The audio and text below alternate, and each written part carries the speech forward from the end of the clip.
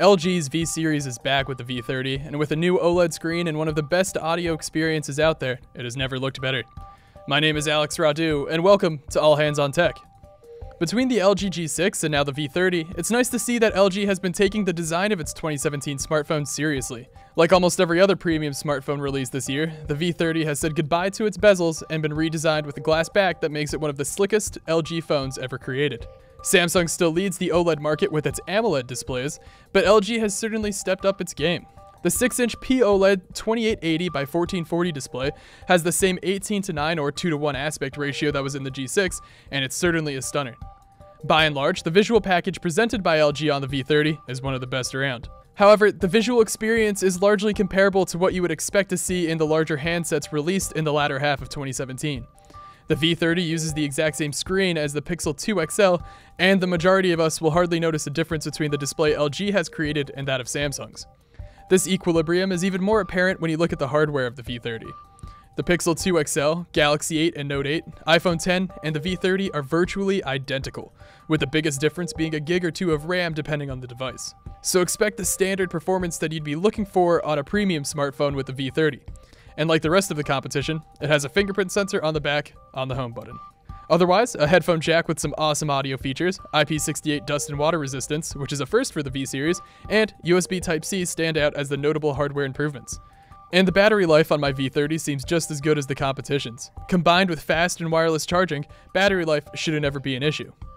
The audio improvements really stand out, especially as Google follows Apple down the route of removing the headphone jack. LG is actively improving the audio experience with a quad DAC inside the phone that really improves sound quality and gives you options to customize your music experience. Want more bass? No problem. And if you're like me and find yourself flying for business fairly often, you'll be happy to hear that those nice, wired, over-the-ear headphones that you picked up will produce great sound, regardless of how loud or annoying that constant hum of the airplane can get. LG is opting for the dual rear camera approach for the V30, expanding on the successful camera seen in the V20, and its primary cam has the widest aperture lens on a smartphone. In practice, the wider aperture really doesn't make for too much of a noticeable difference for your average user like myself, but there is no denying that the V30 performs well in poor lighting. The V30 takes advantage of the new 18:9 aspect ratio, much like the G6 did before it.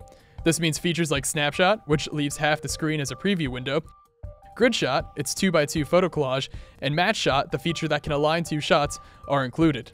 LG continues to give users as much customization as possible, so the manual modes expected of the V series are all there as well. However, LG did sacrifice on the front-facing camera, which only has 5 megapixels. So if you're looking to exclusively take selfies, you may want to look elsewhere.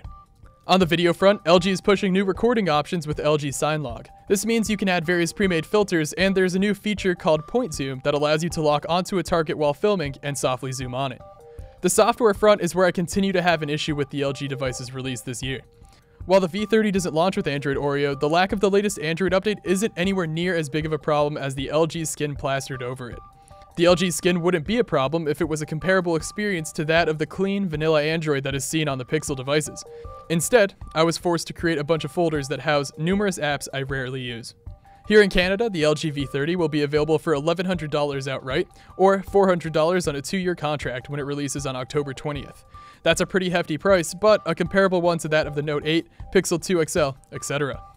If you've been a longtime LG fan, you'll be satisfied with what the company has put out with the V30.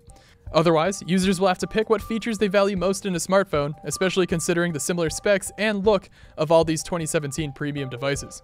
If you value superb audio and all sorts of photography and video features, you'll want to take a look at the LG V30. Thanks for watching All Hands on Tech. If you like this video, please give us a like and subscribe, and be sure to let us know what you think about the LG V30 in the comments below. My name is Alex Radu. Thanks for watching.